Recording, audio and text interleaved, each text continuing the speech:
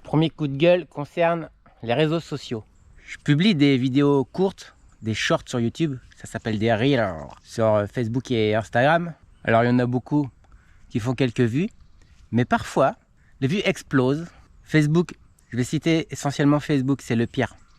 Facebook décide de montrer la vidéo à plein de personnes. Ça fait plein de vues, c'est chouette.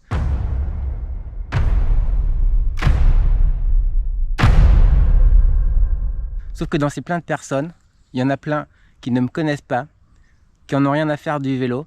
Et je me reçois régulièrement une flopée d'insultes.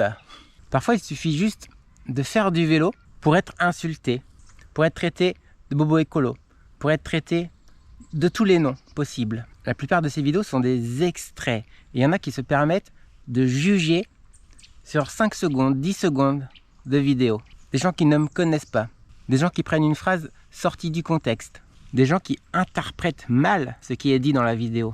Je vais vous donner plusieurs exemples. La plus récente, c'est le short où je parle à un monsieur qui est en vélo électrique. Je lui dis, tiens, ça ne passe pas en vélo électrique. Effectivement, une montée bien raide, ça passait pas même en vélo électrique. J'ai juste dit ça. Qu'est-ce que j'ai pas dit là? Paraît que je me suis moqué du monsieur. Paraît que je suis un bip bip. Paraît que je suis un gros. On me souhaite que j'aille mal. On m'a déjà suggéré d'aller me jeter dans la Loire. Je pense pas mériter ça. Sur ce genre de vidéo, c'est la moitié des commentaires qui sont malveillants. Donc je veux bien passer outre, mais ça touche quand même un petit peu. Tous ces commentaires, vous ne les verrez pas puisqu'ils sont effacés, bien sûr. Je souhaite que l'espace commentaire reste un espace bienveillant. Les oiseaux. Ce que je fais dans ces cas-là, c'est tout simple. Je bloque les personnes malveillantes.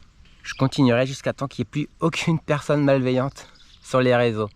Ça me prendra toute la vie, il y en aura toujours. Ça me permet de faire du tri parmi les bonnes et les mauvaises personnes. C'est le petit côté positif que je vois. Il faut aussi que je préserve ma santé mentale.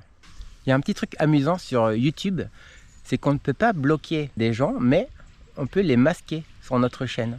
C'est-à-dire qu'ils ne sont pas au courant qu'ils sont masqués, ils peuvent continuer à mettre des commentaires, mais personne ne les voit, même pas moi. Ça, je m'en sers. On a le droit de ne pas être d'accord avec moi, mais il faut le dire avec courtoisie, avec politesse. Pas besoin de m'insulter.